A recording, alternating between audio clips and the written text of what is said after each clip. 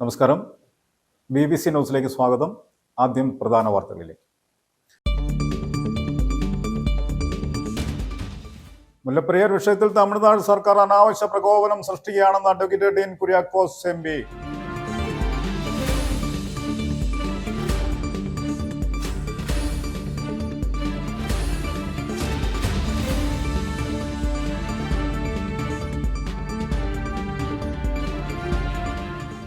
ഉരുൾപൊട്ടലിലും മണ്ണിടിച്ചിലും മൂലം വിവിധ ദുരിതാശ്വാസ ക്യാമ്പിൽ കഴിയുന്നവരെ മുൻ മന്ത്രി റോഷി അഗസ്റ്റിൻ സന്ദർശിച്ചു.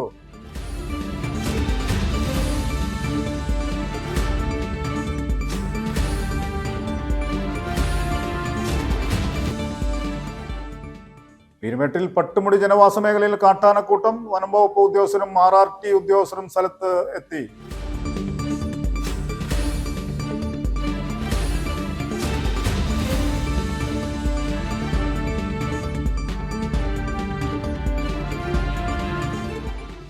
വീതി കുറഞ്ഞ തൊടുപുഴ അമ്പലം റോഡിൽ വാഹനം പാർക്ക് ചെയ്യുന്നതിൽ നടപടിയെടുക്കാതെ അധികാരികൾ. ഇതോടെ ഈ വഴിയിലൂടെയുള്ള യാത്ര ദുഷ്കരമായിരിക്കുകയാണ്.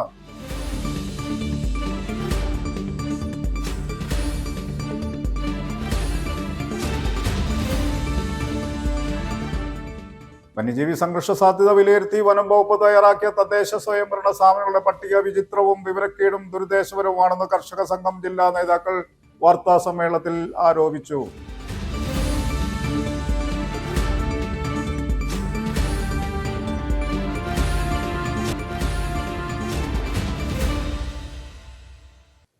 വാർത്തകൾ വിശദമായി. മുല്ലപ്പെരിയാർ വിഷയത്തിൽ തമിഴ്നാട് സർക്കാർ അനാവശ്യ പ്രകോപനം സൃഷ്ടിക്കുകയാണെന്ന് advocate Dean Kuriakose MP. Budget പ്രസംഗത്തിൽ ഉൾപ്പെടെ പ്രകോപനപരമായ പ്രഖ്യാപനങ്ങൾ ആവർത്തിക്കുന്ന തമിഴ്നാട് സർക്കാരിന്റെ നിലപാട് തീക്കൊള്ളി കൊണ്ട് തല ചൊറിയുന്നതിന് തുല്യമാണ്. തൊടുപുഴയിൽ മാധ്യമങ്ങളോട് സംസാരിക്കുകയായിരുന്നു അദ്ദേഹം. തമിഴ്നാടിന് ദോഷകരമായ ഒന്നും കേരളം ചെയ്തിട്ടില്ല. അണക്കെട്ട് തകരാൻ അനുവദിച്ച് അതിൽ നിന്ന് രാഷ്ട്രീയ നേട്ടമുണ്ടാക്കാൻ തമിഴ്നാട് സർക്കാർ മുതിരുമെന്ന് കരുതുന്നില്ല. അണക്കെട്ട് തകർന്നാൽ കേരളം തകരും എന്ന കാര്യത്തിൽ ആർക്കും സംശയമില്ല. വിഷയം നിലവിൽ നാഷണൽ ഡാം സേഫ്റ്റി അതോറിറ്റിയുടെ NDS പരിഗണനയിലാണ്. NDSന്റെ ആഭിമുഖ്യത്തിൽ അണക്കെട്ടിൽ ഉടൻ തന്നെ പരിശോധന നടക്കാൻ പോകുകയാണ്. വിഷയത്തിൽ കേരളത്തിന്റെ വ്യക്തമായ നിലപാട് പൊതുസമൂഹത്തിന് മുന്നിലുണ്ടെന്നും MP കൂട്ടിച്ചേർത്തു. നമ്മൾ എന്താണ് 2010 കാലഘട്ടത്തിൽ വലിയ ആശങ്ക ഉണ്ടാക്കിയപ്പോൾ, അല്ലെങ്കിൽ സുപ്രീം കോടതിയിൽ നിന്നും ഉൾപ്പെടെയുള്ള തിരിച്ചടി ഉണ്ടായ കാലഘട്ടത്തിൽ പോലും ഇനി അല്ലെങ്കിൽ ഈ കേസിന്റെ നാൾവഴികളിൽ എല്ലാ സ്ഥലങ്ങളിലും നമ്മൾ മുന്നോട്ട് വെച്ചിട്ടുള്ള അഭിപ്രായം എന്ന് പറയുന്നത് പുതിയ ഡാം എന്നുള്ളതാണ്.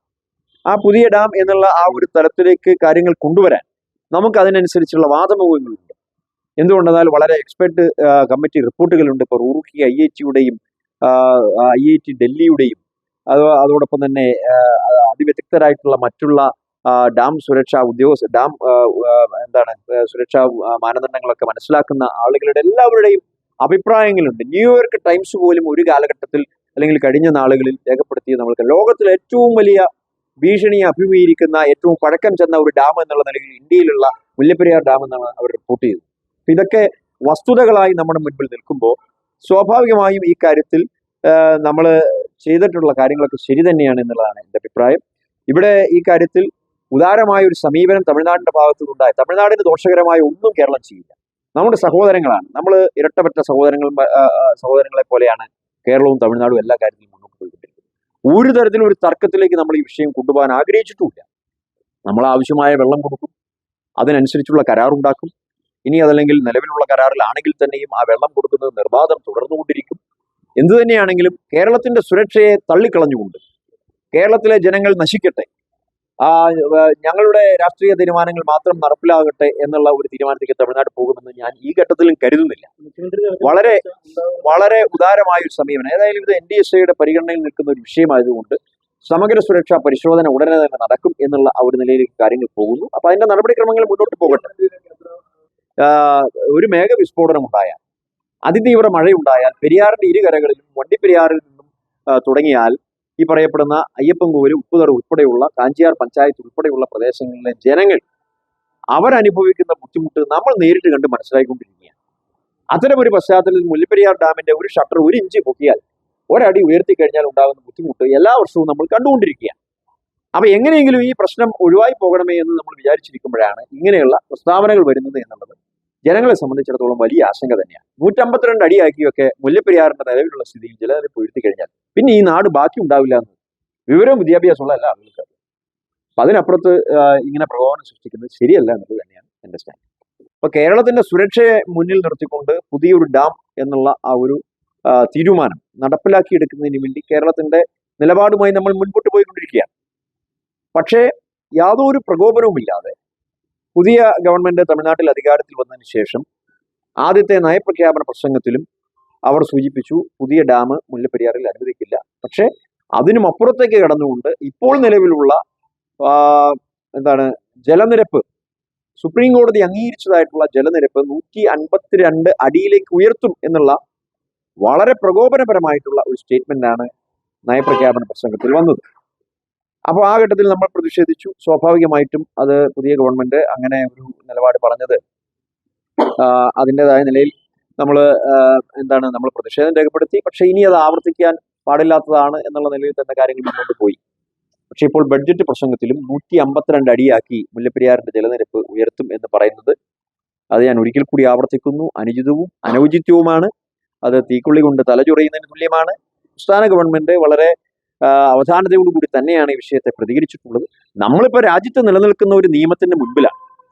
ആ നിയമം അനുസരിച്ച് എല്ലാ നടപടിക്രമങ്ങളും പാലിച്ചു പോകുമ്പോൾ അതിനോട് സഹകരിച്ചുകൊണ്ട് ഈ ഡാമിന്റെ സുരക്ഷാ പരിശോധന ഉൾപ്പെടെ പൂർത്തീകരിച്ചുകൊണ്ട് അതിൻ്റെതായ തരത്തിൽ ഇത്രയും കാലപ്പഴക്കവും അതോടൊപ്പം തന്നെ മുന്നോട്ടുള്ള ഭാവിയും എല്ലാം കരുതിക്കൊണ്ട് വളരെ ഉചിതമായ ഒരു തീരുമാനം NDSAയുടെ ഭാഗത്തു നിന്നുണ്ടാകുമെന്നുള്ള പൂർണ്ണ പ്രതീക്ഷയിൽ നമ്മൾ മുൻപോട്ട് പോയിക്കൊണ്ടിരിക്കുകയാണ്.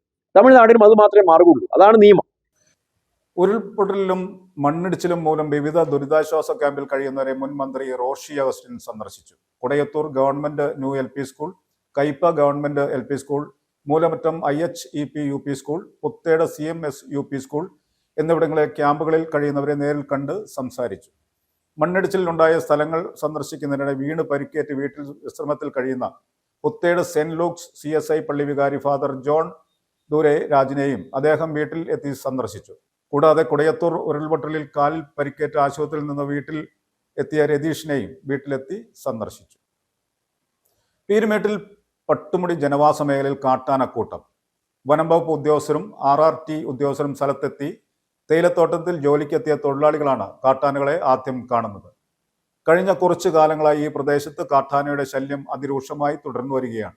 രാത്രിയെന്നോ പകലെന്നോ ഇല്ലാതെ പ്രദേശത്തിറങ്ങുന്ന കാട്ടാനകൾ ജനങ്ങൾക്കേറെ ഭീതി സൃഷ്ടിക്കുന്നു. പീരുമേട് പഞ്ചായത്തിലെ പട്ടുമുടി എസ്റ്റേറ്റ്, പട്ടുമല എസ്റ്റേറ്റ് എന്നിവയോട് ചേർന്ന് കിടക്കുന്ന പ്രദേശത്ത് ജനവാസ മേഖലയിൽ തേയിലത്തോട്ടത്തിൽ കാട്ടാനകൾ നിലയുറപ്പിച്ചിരിക്കുന്നു. ബുധനാഴ്ച രാത്രി എത്തിയ കാട്ടാനകൾ ഇതുവരെയും വനത്തിലേക്ക് തിരിച്ചു പോകാൻ തയ്യാറാകാതെ പ്രദേശത്ത് നിലയുറപ്പിച്ചിരിക്കുകയാണ്. വനംവകുപ്പ് ഉദ്യോഗസ്ഥരും RRT ഉദ്യോഗസ്ഥരും സ്ഥലത്തെത്തിയിട്ടുണ്ട്. തേയിലത്തോട്ടത്തിൽ ജോലിക്കെത്തിയ തൊഴിലാളികളാണ് കാട്ടാനകളെ ആദ്യം കാണുന്നത്. തുടർന്ന് വാർഡ് മെമ്പറെയും വനംവകുപ്പ് ഉദ്യോഗസ്ഥരെയും വിവരമറിയിക്കുകയായിരുന്നു. ഞങ്ങൾക്ക് ഇന്നലെ രാവിലെ നോക്കി ഞങ്ങൾ എസ്റ്റേറ്റുകാരൊക്കെ പണി ചെയ്ത് ഇറങ്ങിയപ്പോഴാണ് ആനയെ കണ്ടത്. നമ്മുടെ ഫാക്ടറിൻ്റെ ആ ടവറിൻ്റെ താഴെ നിന്നത്. അതിന് ഞങ്ങൾ ഓടിച്ചിട്ട് ഇങ്ങനെ ഇറക്കിയപ്പം ഇപ്പോൾ ഫാക്ടറിയുടെ പുറകിൽ വന്ന് ഇവിടെ നിൽപ്പുണ്ട്. അപ്പോൾ ഞങ്ങൾക്ക് ജീവിക്കാനുള്ള വേറെ ഒരു മാർഗ്ഗമില്ല. ഡെയിലി ഇത് തന്നെ ഇപ്പോൾ മാസങ്ങളായി, 2-3 മാസമായി. അപ്പം മേലോട്ട് പോയ പട്ടുമുടി എസ്റ്റേറ്റ്, ഇങ്ങോട്ട് ഞങ്ങളെ പട്ടുമുടി എസ്റ്റേറ്റ്, പിന്നെ എല്ലാവരും ആൾക്കാർ കൊച്ചു കൊച്ചു പിള്ളേരൊക്കെ ഇരിക്കുന്നത്. അപ്പോൾ ഞങ്ങൾക്ക് ഇതിനെ പെട്ടെന്ന് ഒരു നടപടിക്ക് എടുക്കാനായിട്ട് തീരുമാനിച്ച് ഫോറസ്റ്റ് ഓഫീസിനോട് സംസാരിച്ച് അത് ചെയ്യുക. എത്ര ആനകളുണ്ട് ഇപ്പം നിലവിൽ? ഇപ്പം ഇവിടെ ഒരു 3 മിനിഞ്ഞാന്ന് വന്നത് ഒരു 3 അവിടെ നിൽപ്പുണ്ട്. എവിടെയെന്ന് വെച്ചാൽ നമ്മുടെ പടുന്നുംപാറയിൽ ആ സൈഡിൽ പട്ടുമുള കാട്ടിലാണ് നിൽക്കുന്നത്. കഴിഞ്ഞ കുറച്ചു കാലങ്ങളായി ഈ പ്രദേശത്തെ കാട്ടാനയുടെ ശല്യം അതിരൂക്ഷമായി തുടർന്നു വരികയാണ്. രാത്രിയെന്നോ പകലെന്നോ ഇല്ലാതെ പ്രദേശത്ത് ഇറങ്ങുന്ന കാട്ടാനകൾ ജനങ്ങൾക്ക് ഏറെ ഭീതിയാണ് സൃഷ്ടിക്കുന്നത്.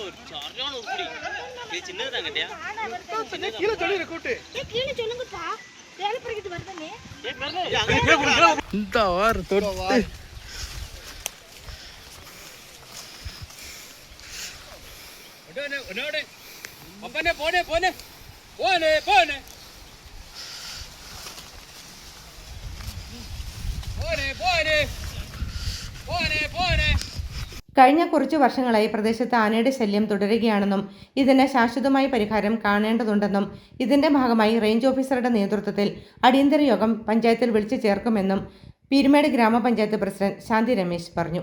വരും ദിവസങ്ങളിൽ ജനവാസ മേഖലയിൽ കുടുങ്ങിക്കിടക്കുന്ന കാട്ടാനകളെ ഉൾവനത്തിലേക്ക് തുരത്തിവിടുന്നതിന് പൊതുജനങ്ങളുടെ സഹായത്തോടെ ഡ്രൈവ് നടത്തുമെന്നും വനാതിർത്തിയോട് ചേർന്ന് ഫെൻസിംഗ് സ്ഥാപിച്ചിരിക്കുന്ന പ്രദേശത്തിന് പുറത്തേക്ക് ആനകളെ എത്തിക്കുന്നതിനാവശ്യമായ നടപടികൾ സ്വീകരിച്ചു വരുന്നതായും പീരുമേട് ഗ്രാമപഞ്ചായത്ത് പ്രസിഡന്റ് പറഞ്ഞു. കാട്ടാനകൾ ഇപ്പോഴും ജനവാസ മേഖലയിൽ തുടരുന്നത് ജനങ്ങളുടെ ആശങ്ക വർദ്ധിപ്പിക്കുകയാണ്. News bureau, Peermade. പ്രളയ പ്രതിരോധ നിർദ്ദേശങ്ങൾ ജലരേഖയായി. ഡാമുകളുടെ സംരക്ഷണശേഷി കൂട്ടാൻ നടപടിയില്ല. വൻ പ്രളയങ്ങളെ ചെറുക്കാൻ അണക്കെട്ടുകളുടെ സംരക്ഷണശേഷി കൂട്ടണമെന്ന 2018 നിർദ്ദേശം 8 വർഷം കഴിഞ്ഞിട്ടും നടപ്പായില്ല. മഹാപ്രളയശേഷം ഡാമുകളുടെ പ്രവർത്തനം വിലയിരുത്തുവാനും പ്രളയം പ്രതിരോധിക്കുവാനും സെൻട്രൽ വാട്ടർ കമ്മീഷനും അമിക്കസ് ക്യൂറിയും പ്രധാനമായും നിർദ്ദേശിച്ചത് റൂൾ കർവ് പുനഃപരിശോധിക്കുക, ഡാമുകളുടെ സംയോജിത പ്രവർത്തനം നടപ്പാക്കുക, കൃത്യമായ പ്രളയ മുന്നറിയിപ്പ് സംവിധാനങ്ങൾ ഒരുക്കുക എന്നിവയാണ്. പക്ഷേ ഇതേവരെ ഒന്നുപോലും കാര്യക്ഷമമായി നടന്നിട്ടില്ലെന്ന് രേഖകൾ വ്യക്തമാക്കുന്നു. ഓരോ റിസർവോയറിലും വിവിധ സമയങ്ങളിൽ സൂക്ഷിക്കേണ്ട ജലനിരപ്പ് സംബന്ധിച്ച റൂൾ കർവ് ശാസ്ത്രീയമായി പരിഷ്കരിക്കാൻ കഴിയാത്തത് ഗുരുതര പ്രശ്നമാണെന്ന് വൈദ്യുതി ബോർഡ് ഉദ്യോഗസ്ഥർ തന്നെ വ്യക്തമാക്കുന്നു. ശക്തമായ മഴ ലഭിക്കുന്ന അവസരങ്ങളിൽ ഡാമുകളിലെ ജലനിരപ്പ് മുൻകൂട്ടി നിയന്ത്രിക്കാനും അണക്കെട്ടുകൾ തുറക്കുന്നതിൽ ഏകോപനമുണ്ടാക്കാനുമുള്ള നയവും ആവിഷ്കരിച്ചിട്ടില്ല. അണക്കെട്ടുകളിൽ എക്കലടിയുന്നത് തടയാനും സംഭരണശേഷി വർദ്ധിപ്പിക്കാനും ശ്രമിക്കാത്തതിനു പിന്നിൽ ക്വാറി പാറമട ലോബിയുടെ സമ്മർദ്ദമാണെന്ന ആക്ഷേപവും ശക്തമാണ്. കേന്ദ്ര ജല കമ്മീഷന്റെ സഹായത്തോടെ നദികളിലെ നീരൊഴുക്ക് മുൻകൂട്ടി കാണുന്നതിനുള്ള സംവിധാനങ്ങൾ ശക്തിപ്പെടുത്തണമെന്ന നിർദ്ദേശവും പ്രാവർത്തികമായിട്ടില്ല. സംസ്ഥാനത്തെ പ്രധാന ജലസംഭരണികളുടെ സംയുക്ത സംഭരണശേഷി ഏകദേശം 5058 ദശലക്ഷം ക്യൂബിക് മീറ്ററാണ്. ഇതിൽ ഭൂരിഭാഗവും വൈദ്യുതി ബോർഡിന്റെയും ജലസേചന വകുപ്പിന്റെയും നിയന്ത്രണത്തിലാണ്. ഇതിൽ വൈദ്യുതി വകുപ്പിന്റെ ഡാമുകളുടെ സംഭരണശേഷി 3547.6 ദശലക്ഷം ക്യൂബിക് മീറ്റർ വരും. ഇത് ആകെ സംഭരണത്തിന്റെ 70.1%. ജലസേചന വകുപ്പിന്റെ ഡാമുകളുടെ ശേഷി 1441.9 ദശലക്ഷം ക്യൂബിക് മീറ്ററും ജല അതോറിറ്റിയുടെ സംഭരണശേഷി 68.4 ദശലക്ഷം ക്യൂബിക് മീറ്ററും ആണെന്നാണ് കണക്ക്. എന്നാൽ വർഷങ്ങളായി തുടർന്നു വരുന്ന മണ്ണിടിച്ചിൽ മൂലം ജലസംഭരണികളുടെ സംഭരണശേഷിയിൽ 15% കുറവ് വന്നതായാണ് പമ്പ പരിരക്ഷണ സമിതി നടത്തിയ പഠനങ്ങളിൽ വ്യക്തമായത്. കേരളത്തിൽ ആകെ 81 അണക്കെട്ടുകളും ജലസംഭരണികളുമുണ്ട്. ആകെ സംഭരണശേഷിയുടെ 48% ഇടുക്കി ഇടമലയാർ അണക്കെട്ടുകളിലാണ്. ഇടുക്കി ഡാമിന്റെ മാത്രം സംഭരണശേഷി 70.5 TMC വരും. അതായത് ഏകദേശം 1996 ദശലക്ഷം ക്യൂബിക് മീറ്റർ. മുല്ലപ്പെരിയാർ ഡാമിന്റെ സംഭരണശേഷി 618.4 ദശലക്ഷം ക്യൂബിക് മീറ്റർ ആണ്. സംസ്ഥാനത്തെ രണ്ടാമത്തെ വലിയ ജലവൈദ്യുത പദ്ധതിയായ മൂഴിയാർ ശബരിഗിരിയുടെ കക്കി ആനത്തോട് ഡാമുകളുടെ സംഭരണശേഷി 447.76 ദശലക്ഷം ഘനമീറ്ററും പമ്പ റിസർവോയറിന്റേത് 31.45 ദശലക്ഷം ഘനമീറ്ററുമാണ്. എന്നാൽ 1966 നിർമ്മാണം പൂർത്തിയാക്കിയ ഈ ഡാമുകളുടെ ഫ്ലൂയിഡ് വാൽവുകൾ ഒരിക്കൽ പോലും തുറന്നുവിട്ട് ചെളിയും മണലും ഒഴുക്കിക്കളഞ്ഞിട്ടില്ല. അണക്കെട്ടുകളിലെ മണൽ ഖനനം ചെയ്ത് വിൽക്കണമെന്ന നിർദ്ദേശവും നടപ്പായില്ല. കടുത്ത വേനലിനെ തുടർന്ന് 20% താഴെ മാത്രം ജലമുണ്ടായിരുന്ന ഡാമുകൾ 4 ദിവസം തുടർച്ചയായി മഴ പെയ്തതോടെ 50% ജലം ശേഖരിച്ചു എന്നത് തന്നെ സംഭരണശേഷി നഷ്ടമായതിന് തെളിവാണ്. വീതി കുറഞ്ഞ തൊടുപുഴ അമ്പലം റോഡിൽ വാഹനങ്ങൾ പാർക്ക് ചെയ്യുന്നതിൽ നടപടിയെടുക്കാതെ അധികാരികൾ. നോ പാർക്കിംഗ് ബോർഡ് ഉണ്ടെങ്കിലും വാഹനം പാർക്ക് ചെയ്യുന്നത് നിത്യസംഭവമായി മാറിയിരിക്കുകയാണ്. ഇതോടെ വീതി കുറഞ്ഞ വഴിയിലൂടെയുള്ള യാത്ര ദുഷ്കരമാകുന്നു. തൊടുപുഴ അമ്പലം ബൈപ്പാസ് റോഡും തൊടുപുഴ മൂവാറ്റുപുഴ റോഡും ബന്ധിപ്പിക്കുന്ന വീതി കുറഞ്ഞ റോഡാണ് അമ്പലം റോഡ്. റോഡിൽ അനധികൃതമായി വാഹനം പാർക്ക് ചെയ്യുന്നത് നിത്യസംഭവമായി മാറിയിരിക്കുകയാണ്. ഇതോടെ റോഡിലൂടെ സുഗമമായി വാഹനം ഓടിക്കുവാൻ സാധിക്കാത്ത സാഹചര്യമാണ് വാഹനയാത്രികർക്ക്. ഇത്തരത്തിൽ വാഹനം പാർക്ക് ചെയ്യുന്നവർക്ക് പിഴ നൽകണമെന്നാണ് ആവശ്യം. കൂടാതെ റോഡിൽ നിന്നും APJ Abdul Kalam government higher secondary school ഭാഗത്തേക്ക് വാഹനങ്ങൾക്ക് പ്രവേശനം നിരോധിക്കണമെന്നും അല്ലാത്തപക്ഷം അപകടങ്ങൾക്ക് സാധ്യതയേറുമെന്നും മുതിർന്ന അഭിഭാഷകനായ CM ടോമി പറയുന്നു. ഇപ്പോൾ നടക്കുന്നത് വീതി കുറഞ്ഞ അമ്പലം റോഡിൽ കാറുകളും ഓട്ടോറിക്ഷയും പാർക്ക് ചെയ്യും. അതുപോലെ തന്നെ കാറുകളും ഓട്ടോറിക്ഷയും അമ്പലം റോഡിൽ നിന്ന് വന്ന് ഇടത്തുവശം മാറ്റി ആയത് നിരോധിച്ചില്ലെങ്കിൽ തൊടുപുഴ നഗരത്തിൽ ഏത് സമയത്തും ദാരുണമായ അപകടങ്ങളും മരണവും ഒക്കെ സംഭവിക്കാനിടയുള്ളതാണ്. നഗരത്തിലെ വിവിധ റോഡുകളിൽ അനധികൃത പാർക്കിംഗ് മൂലം യാത്ര ദുഷ്കരമാകുമ്പോൾ അധികാരികൾ മൗനം പാലിക്കുന്നത് പ്രതിഷേധത്തിന് ഇടയാക്കുകയാണ്. News bureau, Thodupuzha.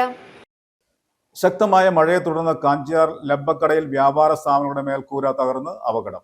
പലചരക്ക് കട, സ്റ്റേഷനറി കട ഉൾപ്പെടെ പ്രവർത്തിച്ചു വന്നിരുന്ന കെട്ടിടത്തിന്റെ മേൽക്കൂരയാണ് ഇന്ന് രാവിലെ 10:30 തകർന്നു വീണത്. ശബ്ദം കേട്ട് കടയിലുണ്ടായിരുന്ന ഉടമകൾ അടക്കം പുറത്തേക്ക് ഇറങ്ങി ഓടിയതിനാൽ പരിക്കേൽക്കാതെ രക്ഷപ്പെട്ടു. മഴവെള്ളം ഇറങ്ങി വ്യാപാരത്തിൽ ഉണ്ടായിരുന്ന സാധനങ്ങൾക്ക് നാശം സംഭവിച്ചു. വ്യാഴാഴ്ച രാവിലെ 10:30ഓടെയാണ് കാഞ്ചിയാർ ലബക്കട്ട ടൗണിൽ 3 വ്യാപാര സ്ഥാപനങ്ങൾ പ്രവർത്തിച്ചിരുന്ന കെട്ടിടത്തിന്റെ മേൽക്കൂര തകർന്നത്. സംഭവം നടക്കുമ്പോൾ കടയുടമകളടക്കം വ്യാപാര സ്ഥാപനത്തിനുള്ളിലുണ്ടായിരുന്നു. ശബ്ദം കേട്ട ഉടനെ ഇവരെല്ലാം പുറത്തേക്ക് ഇറങ്ങി ഓടിയതിനാൽ ആർക്കും പരിക്കുകളില്ല. ഞാൻ സാധനം കൊടുത്തുകൊണ്ടിരിക്കുന്ന സമയമാണ്. ആ സമയത്ത് ഒരു ചെറിയ കാറ്റ് വീശി, അതിനോടനുബന്ധിച്ച് തന്നെ കെട്ടിടവും അതോടൊപ്പം തന്നെ എല്ലാ സാധനങ്ങളും ഒന്നിച്ച് നിലപ്പത്തുമാണ് ചെയ്തത്. ധാരാളമായ നാശനഷ്ടങ്ങളാണ് ഉണ്ടായിരിക്കുന്നത്. സാധനങ്ങളെല്ലാം നിറഞ്ഞിട്ടുണ്ട്. നാട്ടുകാരും വ്യാപാരികളും സുഹൃത്തുക്കളും ലോഡ് വർക്കേഴ്സ് എല്ലാവരും കൂടി ഇപ്പോൾ സാധനങ്ങൾ അടുത്ത കടയിലോട്ട് മാറ്റുകയാണ്. പൂർണ്ണമായ നഷ്ടമാണ്. സർക്കാരിൻ്റെ ഭാഗത്ത് അടിയന്തരമായിട്ട് എന്തെങ്കിലും സഹായം ആവശ്യപ്പെടുകയാണ് ചെയ്യണമെന്നാണ് ഞാൻ അപേക്ഷിക്കുന്നത്. മേൽക്കൂര തകർന്ന സ്ഥാപനത്തിന് മുൻപിൽ പാർക്ക് ചെയ്തിരുന്ന വാഹനത്തിന് മുകളിലേക്കാണ് വീണത്. പഴയ കെട്ടിടത്തിലാണ് 3 വ്യാപാര സ്ഥാപനങ്ങളും പ്രവർത്തിച്ചിരുന്നത്. മേൽക്കൂര ഓടുമേഞ്ഞതാണ്. ശക്തമായ മഴ സമയത്ത് വെള്ളം അകത്തേക്ക് ഇറങ്ങിയതാകാം കെട്ടിടത്തിന്റെ മേൽക്കൂര തകരാൻ കാരണമെന്നാണ് നിഗമനം.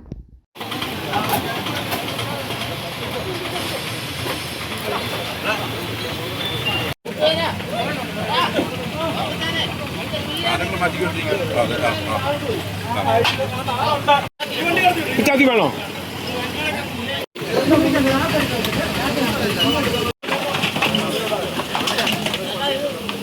സാധനത്തിലയക്കുന്നത് ആ വള്ളി വിട്ടുപോയി ഈ സാധനം ഇങ്ങോട്ട് മറിയും.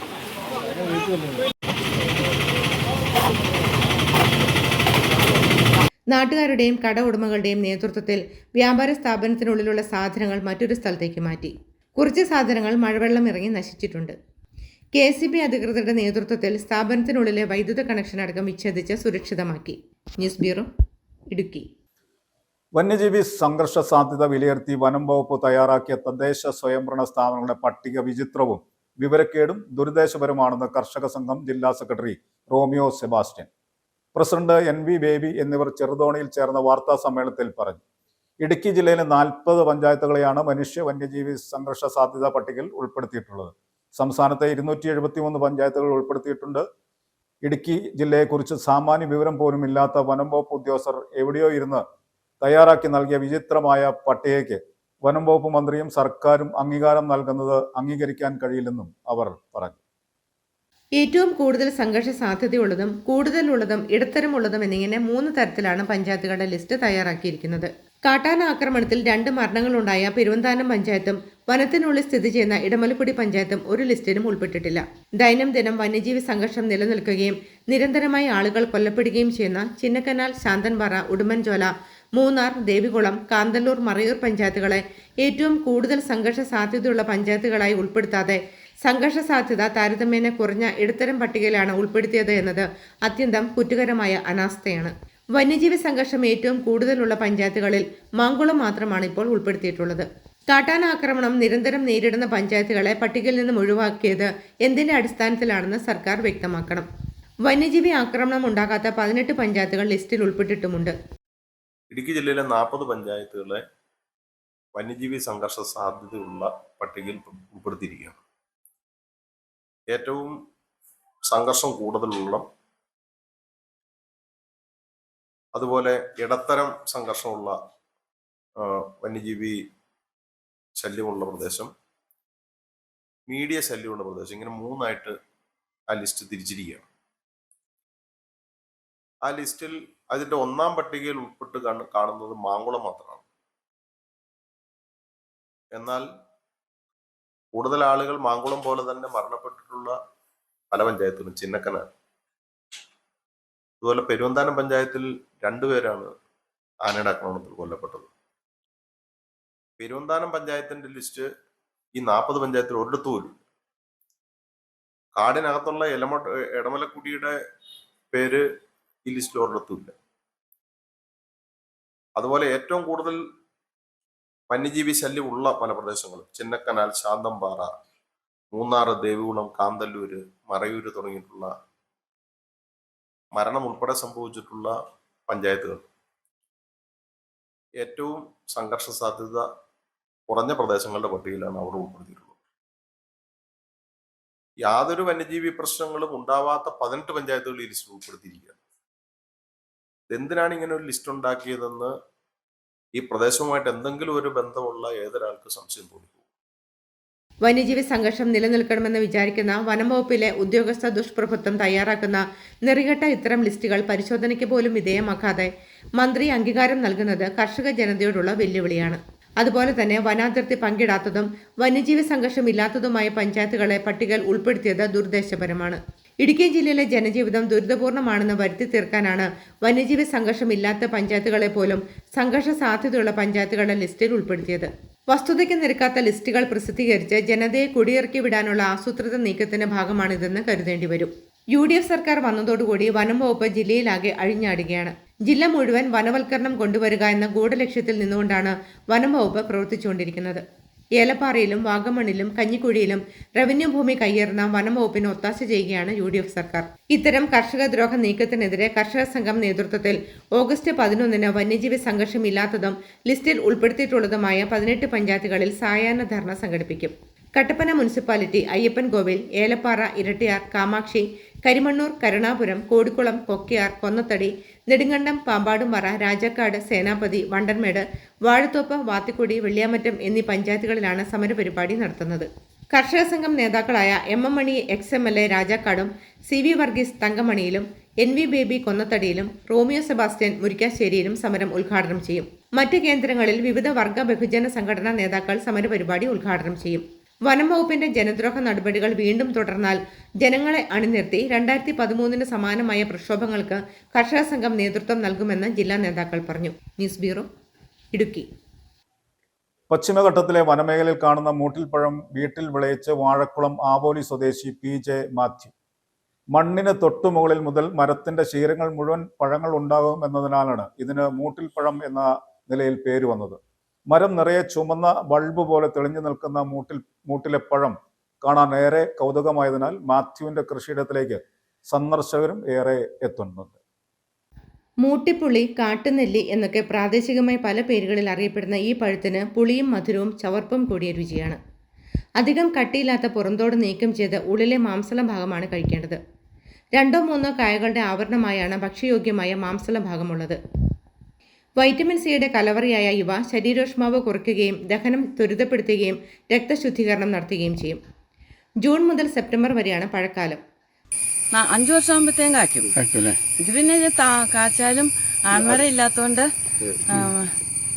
ഉള്ളിൽ പഴം ഇല്ലായിരുന്നേ. പിന്നെ ആൺമരം ഇത് കൊണ്ടുവന്ന് വെച്ചു. പിന്നെ വേറെ ഇതൊക്കെ ആൺമരങ്ങളുണ്ട്. അപ്പൊ ഇത്തവണയാണ് ഇത്രയും നിറച്ചുണ്ടായത്. മരത്തിന്റെ ശിഖരങ്ങളിൽ കൊലയായി നീളത്തിൽ കാപ്പിപ്പൊടി തവിട്ട് നിറത്തിൽ പൂവ് വളരുന്നു. പഴമാകുമ്പോൾ നെല്ലിക്ക വലുപ്പത്തിൽ തവിട്ട് കലർന്ന ചുവപ്പ് നിറമായി മാറും. പരമ്പരാഗത കർഷകനായ പനേലിൽ മാത്യുവിന്റെ കൃഷിയിടത്തിൽ പ്രത്യേക പരിപാലനമൊന്നുമില്ലാതെ തണൽ മരമായി ഇവ വളർന്നിരുന്നു. ഏതാനും വർഷങ്ങൾക്ക് മുൻപ് ആൺമരം കൂടി സമീപത്ത് നട്ടു വളർത്തിയതോടെയാണ് ഉള്ളിൽ പഴം രൂപപ്പെട്ടത്. അതിനു മുൻപ് കൊലയായി കാണുമെങ്കിലും പഴരഹിതമായിരുന്നുവെന്ന് മാത്യു പറഞ്ഞു. ആദ്യം കൊണ്ട് വെച്ചാർന്ന് തൈ കൊണ്ട് വെച്ചാർന്നത്. തൈ കൊണ്ട് വെച്ചത് കുറച്ച് കഴിയുമ്പോൾ കാച്ച് താമസമുണ്ട് കായ്ക്കാൻ. കാച്ചപ്പോൾ അതിനകത്ത് അവൻ്റെ ഉള്ളിൽ നല്ല കായില്ല, ഫലമുള്ള കായില്ലായിരുന്നു. പിന്നെ നന്നായി അളിയൻ മലയക്കുഴി മണ്ണപ്പുറത്തുള്ള പുള്ളിയാണ് കൂടുതൽ അവിടെ ചെയ്യണത്. പുള്ളി പറഞ്ഞു മഴയില്ലാത്തതുകൊണ്ട് പരാഗണം ചെയ്യണമെന്ന് തോന്നുന്നു. അങ്ങനെയാണ് ഈ മരം കൊണ്ട് വെച്ചത്. അങ്ങനെ വന്നിട്ടാണ് പിന്നെ ഈ കഴിഞ്ഞ കാഴ്ച. ഈ തോണി കണ്ടുപോകാൻ നല്ലോണം കാച്ചിട്ടുണ്ട്. ഒത്തിരി ആൾക്കാർ കാണാൻ പറ്റുന്നത്. ഒത്തിരി കാണാനുണ്ട്. തന്നെ ആൾക്കാർ ഒത്തിരി പേര് പഠിച്ചുകൊണ്ടിട്ടുണ്ട്. മരത്തിന്റെ വളർച്ചയ്ക്കനുസരിച്ച് ഏറ്റവും മുകളിൽ വരെ പഴങ്ങൾ ഉണ്ടായിട്ടുണ്ട്. പഴമായുള്ള ഉപയോഗത്തിനൊപ്പം ഇവയുടെ പുറം തോട് ഉൾപ്പെടെ അച്ചാറിനും ഉപയോഗപ്പെടുത്താറുണ്ട്. വൈൻ, ജ്യൂസ് എന്നിവയ്ക്കും ഉപയോഗമുണ്ട്. കാട്ടുമൃഗങ്ങൾക്ക്, പ്രത്യേകിച്ച് കരടി, മാൻ, കുരങ്ങ് തുടങ്ങിയവയ്ക്ക് ഏറെ ഇഷ്ടമാണ് മൂട്ടിപ്പഴം. കട്ടിയില്ലാത്തതിനാൽ പുറംതോട് ഉൾപ്പെടെയാണ് മൃഗങ്ങൾ ആഹാരമാക്കുന്നത്. പഴങ്ങൾ പാകമായാൽ അത് തീരും വരെ മൃഗങ്ങൾ ഇത്തരം മരങ്ങളുടെ ചുറ്റുവട്ടത്ത് തന്നെ കാണപ്പെടാറുണ്ട്. അത്രയേറെ രുചികരവും പോഷകപ്രധാനവുമാണ് മൂട്ടിപ്പഴം. മരം നിറയെ ചുവന്ന് ബൾബ് പോലെ തെളിഞ്ഞു നിൽക്കുന്ന മൂട്ടിലെ പഴം കാണാൻ ഏറെ കൗതുകമായതിനാൽ മാത്യുവിന്റെ കൃഷിയിടത്തിലേക്ക് സന്ദർശകരും ഏറെയുണ്ട്. News bureau, Vazhakulam. Rajakumari misty air കെയറിന്റെ നേതൃത്വത്തിൽ ഓഗസ്റ്റ് 9 രാവിലെ 9 മുതൽ ഉച്ചയ്ക്ക് 1 വരെ രാജകുമാരി പഞ്ചായത്ത് കമ്മ്യൂണിറ്റി ഹാളിൽ വെച്ച് സൗജന്യ നേത്ര പരിശോധന ക്യാമ്പ് നടത്തുമെന്ന് സംഘാടകർ അറിയിച്ചു. അഡ്വക്കേറ്റ് സേനാപതി വേണു MLA ഉദ്ഘാടനം നിർവഹിക്കും. തിമിര ശസ്ത്രക്രിയ ആവശ്യമുള്ളവർക്ക് 50% ഫീസ് ഇളവോടെ തിമിര ശസ്ത്രക്രിയയും കണ്ണട ആവശ്യമുള്ളവർക്ക് കുറഞ്ഞ നിരക്കിൽ കണ്ണടയും ലഭ്യമാക്കും. രാജകുമാരി നോർത്ത് ലയൺസ് ക്ലബ്ബ് നടത്തിവരുന്ന ജീവകാരുണ്യ സേവന പ്രവർത്തനങ്ങളുടെ ഭാഗമായി രാജകുമാരി നോർത്ത് ലയൺസ് ക്ലബിന്റെയും രാജകുമാരി മിസ്റ്റി ഐ കെയർ കണ്ണാശുപത്രിയുടെയും നേതൃത്വത്തിൽ വിദഗ്ധരായ നേത്ര ഡോക്ടർമാരെ പങ്കെടുപ്പിച്ചുകൊണ്ട് ഓഗസ്റ്റ് 9 രാവിലെ 9 മുതൽ 1 വരെ രാജകുമാരി പഞ്ചായത്ത് കമ്മ്യൂണിറ്റി ഹാളിൽ വെച്ച് സൗജന്യ നേത്ര പരിശോധനാ ക്യാമ്പ് നടത്തും. ക്ലബ് പ്രസിഡന്റ് എൽദോസ് എബ്രഹാം അധ്യക്ഷത വഹിക്കുന്ന ചടങ്ങിൽ വെച്ച് ഉടുമ്പൻചോല MLA അഡ്വക്കേറ്റ് സേനാപതി വേണു ഉദ്ഘാടനം നിർവഹിക്കും.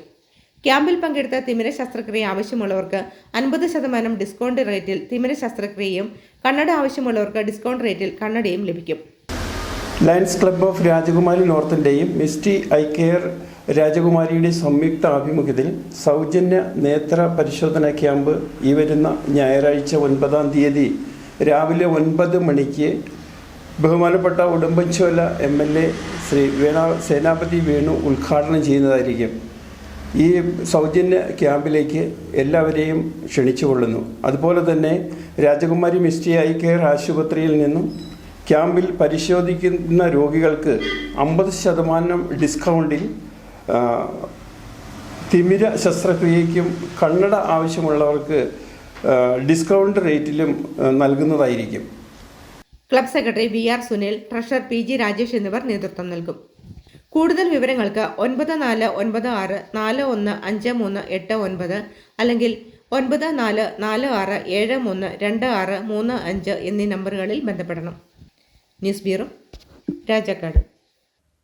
മുട്ടം വില്ലേജ് ഓഫീസിന് സമീപം MBIP വക ഭൂമിയിൽ 45 മീറ്റർ നീളവും 30 മീറ്റർ വീതിയുമുള്ള സ്ഥലം ടർഫ് നിർമ്മാണത്തിനായി അനുവദിച്ചെന്ന് ജലവിഭവ വകുപ്പ് മന്ത്രി അഡ്വക്കേറ്റ് മോൻ ജോസഫ് അറിയിച്ചു.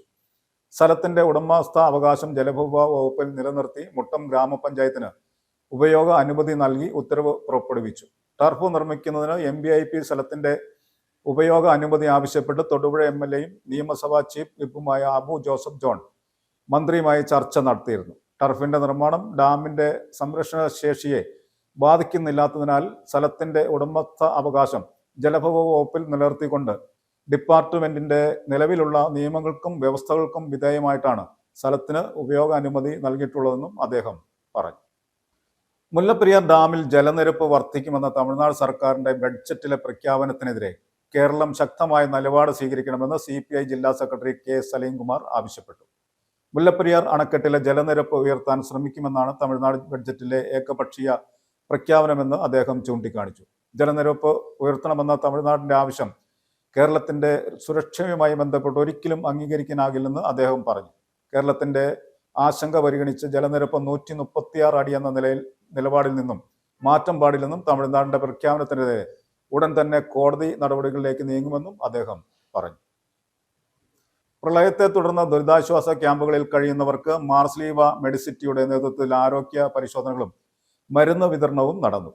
വിവിധ ദിനങ്ങളിലായി വിവിധ കേന്ദ്രങ്ങളിലായി നടക്കുന്ന ക്യാമ്പുകൾക്ക് കമ്മ്യൂണിറ്റി മെഡിസിൻ വിഭാഗത്തിൽ ഡോക്ടർ കെലിറ്റ ജോർജ്, പീഡിയാട്രിക് വിഭാഗത്തിലെ വിവിധ ഡോക്ടർമാർ എന്നിവരാണ് ഇതിന് നേതൃത്വം വഹിക്കുന്നത്. എലിപ്പനി പ്രതിരോധ മരുന്നുകളും വിതരണം ചെയ്തു. ക്യാമ്പുകളിൽ കഴിയുന്നവരുടെ രക്തസമ്മർദ്ദവും ഷുഗർ പരിശോധനകളും നടത്തി. പ്രളയത്തെ തുടർന്ന് മരുന്നുകൾ നഷ്ടപ്പെട്ടവർക്കും അത്യാവശ്യ മരുന്നുകൾ സൗജന്യമായി വിതരണം ചെയ്തു. പ്രധാന വാർത്തകൾ ഒരിക്കൽ കൂടി. മുല്ലപ്പെരിയാർ വിഷയത്തിൽ തമിഴ്നാട് സർക്കാർ അനാവശ്യ പ്രകോപനം സൃഷ്ടിക്കുകയാണെന്ന് അഡ്വക്കേറ്റ് ഡീൻ കുര്യാക്കോസ് MP.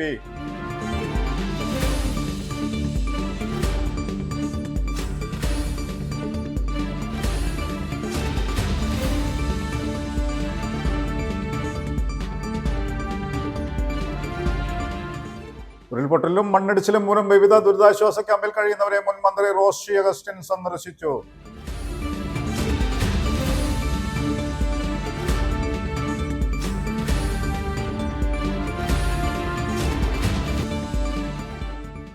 പീരുമേട്ടിൽ പട്ടുമുടി ജനവാസ മേഖലയിൽ കാട്ടാനക്കൂട്ടം. വനം വകുപ്പ് ഉദ്യോഗസ്ഥരും RRT ഉദ്യോഗസ്ഥരും സ്ഥലത്ത് എത്തി.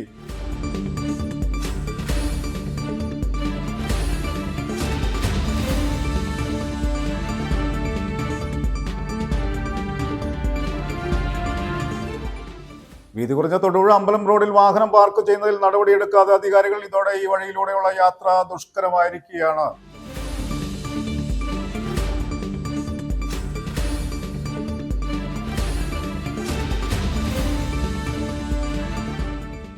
വന്യജീവി സംഘർഷ സാധ്യത വിലയിരുത്തി വനം വകുപ്പ് തയ്യാറാക്കിയ തദ്ദേശ സ്വയംഭരണ സ്ഥാപനങ്ങളുടെ പട്ടിക വിചിത്രവും വിവരക്കേടും ദുരുദ്ദേശപരവുമാണെന്ന് കർഷക സംഘം ജില്ലാ നേതാക്കൾ വാർത്താ സമ്മേളനത്തിൽ ആരോപിച്ചു.